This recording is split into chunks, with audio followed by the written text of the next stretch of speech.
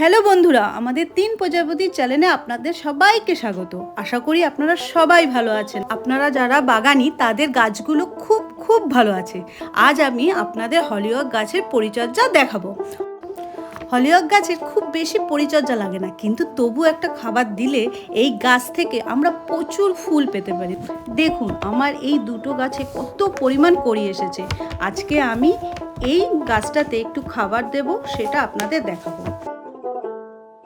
একটু vermi compost, ৮-৯টা দানা DAP, ১০-২৬ দানা ৫-৬টা এবং শিংকুচি বোনডাস্ট মিশিয়ে গাছের গোড়াটা নিড়ির সাহায্যে ভালো করে ঘষে নিয়ে খাবার দিয়ে ভালো করে জল দিয়ে দিতে হবে।